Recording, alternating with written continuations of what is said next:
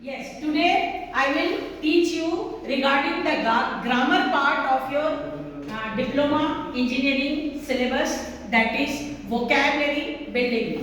यानी कि आप लोग शब्दों का किस तरह से निर्माण करेंगे, एक शब्द से दूसरे शब्द को 5 शब्दों में कैसे कन्वर्ट करके आप उस चीज को समझेंगे। आज मैं वही चीज पढ़ाने वाली हूँ। यानी कि हम 4 वोकैबुलरी का पढ़ेंगे, that is synonyms, antonyms, homophones and one word substitution. पहले हम सिनोनिमस पे आते हैं। तो सिनोनिमस यानी कि समानार्थी शब्द। एक शब्द के लिए 3 शब्द भी हो सकते हैं, यानी कि समानार्थी शब्द कैसे होते हैं हम एग्जाम्पल से समझेंगे।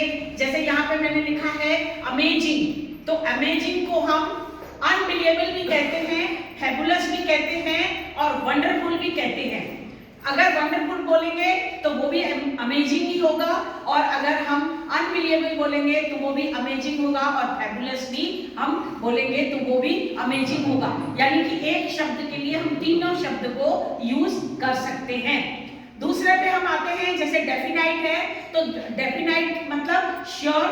डेफिनाइट यानी श्योर भी होता है, पॉजिटिव भी होता है, सर्टेन भी होता है। ये तीनों शब्द सिनोनिमस कहलाते हैं। एक शब्द के लिए 3 शब्द, डेफिनाइट के लिए ये तीनों शब्द यूज कर सकते हैं। अब हम आते हैं नेक्स्ट वोकैबुलरी की तरफ, दैट इज एंटोनिमस। एंटोनिमस यानी कि विपरीत शब्द। विपरीत शब्द यानी कि अगर एक्यूरेट बोलेंगे तो इनएक्यूरेट होगा, गुड बोलेंगे तो बैड हो जाएगा। तो उस तरह से अपोजिट शब्द यानी कि विपरीत शब्द कैसा होता है उसको हम एंटोनिमस कहते हैं। जैसे कि एडमिट, डिनाई। एडमिट का मतलब डिनाई, यानी एडमिट माने स्वीकार करना, डिनाई यानी कि स्वीकार नहीं करना, कोई भी चीज को एडमिट नहीं करना। उसके बाद हम आते हैं ब्लेम। हम किसी को ब्लेम करते हैं तो उसका अपोजिट हो जाएगा फ्रेज, यानी कि हम उसकी तारीफ करते हैं। तो यहाँ पे अपोजिट शब्द को एंटोनिमस शब्द कहते हैं। अंडरस्टैंड? उसके बाद है होमोफोन्स। होमोफोन्स यानी कि एक शब्द। होमोफोन्स में हम यहाँ पर देखेंगे 3 शब्द लिखे हुए हैं, TO2, TWO2 और TOO2। यानी कि तीनों का उच्चारण सेम है, प्रोनाउंसिएशन सेम है, लेकिन उसकी स्पेलिंग भी अलग है और उसकी मीनिंग भी अलग है। तो होमोफोन्स वो शब्द कहलाते हैं जब हम स्पेलिंग अलग हो, मीनिंग अलग हो, लेकिन उच्चारण एक हो, प्रोनाउंसिएशन एक हो। तो प्रोनाउंसिएशन, उच्चारण अगर एक होगा उसको हम होमोफोन्स कहते हैं। उसके बाद जैसे हम यहाँ पर दूसरे शब्द की तरफ आते हैं, तो यह अलाउड एंड अलाउड। उच्चारण सेम कर रहे हैं। अलाउड यानी अलाउड करना, किसी को अंदर अलाउड करना, या अलाउड यानी कि जोर जोर से बोलना, यानी कि आप लाउड बोलना, लाउड। लाउड शब्द बोलने का अलाउड कहते हैं। अलाउड माने किसी को अंदर अलाउ करना। तो ये दोनों का उच्चारण सेम है, स्पेलिंग अलग है, मीनिंग अलग है, उच्चारण सेम है।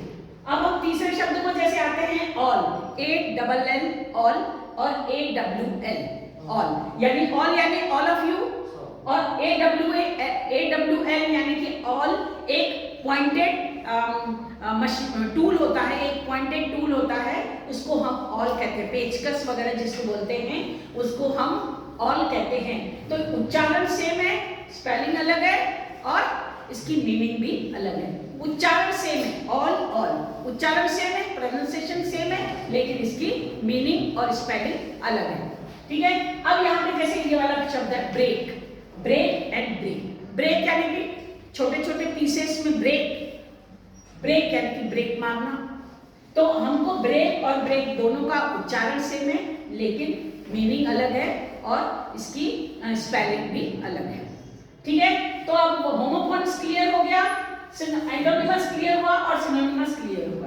अब हम आते हैं वन वर्ड सब्स्टिट्यूशन पर। वन वर्ड सब्स्टिट्यूशन यानी कि एक लाइन दी गई होगी आपको, उस लाइन का एक शब्द में अर्थ बताएं। अनेक शब्दों के लिए एक शब्द, अनेक शब्दों के लिए एक शब्द। यानी कि जैसे हम एग्जांपल में देखेंगे, a number of people listening to a lecture. a number of people listening to a lecture, a number of students listening to the lecture. तो सारी चीजों को एक शब्द में हमने ऑडियंस कहलाएगी। सारी चीजें, जैसे सेमिनार हॉल में बहुत सारे लोग बैठे हुए हैं, बहुत सारे लोगों को हम आइडेंटिफाई नहीं करेंगे, लेकिन हम क्या करेंगे, उनको ऑडियंस बोलेंगे। यानी कि अगर आपके एग्जाम में ऑडियंस बोला जाएगा कि ऑडियंस का वन वर्ड सब्स्टिट्यूशन में आप इसकी लाइन में आप लिखिए कि ऑडियंस को अनेक शब्दों में एक्सप्लेन कीजिए। तो अगर ऑडियंस दिया रहेगा तो आपको a number of people listening to a lecture लिखना पड़ेगा, और अगर a number of people listening to a lecture दिया रहेगा तो आपको ऑडियंस लिखना पड़ेगा। दोनों वाइस वर्सा, दोनों आप में से कोई भी चीज आपको आ सकती है, दोनों को आप याद करना पड़ेगा। यानी कि दूसरा एग्जांपल हम देखेंगे, जैसे कलेक्शन ऑफ फ्लावर्स, एक बहुत सारे फ्लावर्स का कलेक्शन, उसको हम बकेट कहते हैं। कलेक्शन ऑफ फ्लावर्स को हम बकेट कहते हैं। तो बकेट अगर आएगा तो आप कलेक्शन ऑफ फ्लावर्स लिखोगे, अगर कलेक्शन ऑफ फ्लावर्स आएगा तो आप बकेट लिख दोगे। ठीक उसी तरह सारी कोई भी चीज को आप अनेक शब्द अगर दिया गया है तो उसको एक शब्दों में एक्सप्लेन करोगे, अगर एक शब्द दिया गया है तो उसको अनेक शब्दों में एक्सप्लेन करोगे। ये आपको मल्टीपल चॉइस या फिर फिलिंग द ब्लैंक्स या फिर choose the correct option, true and false में आप इन सब चीजों को ध्यान में रखते हुए आप लोगों को अपना एग्जाम अटेम्प्ट करना है।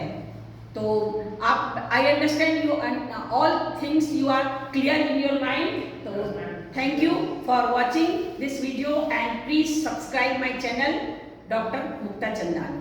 Thank you very much. Yes, thank you.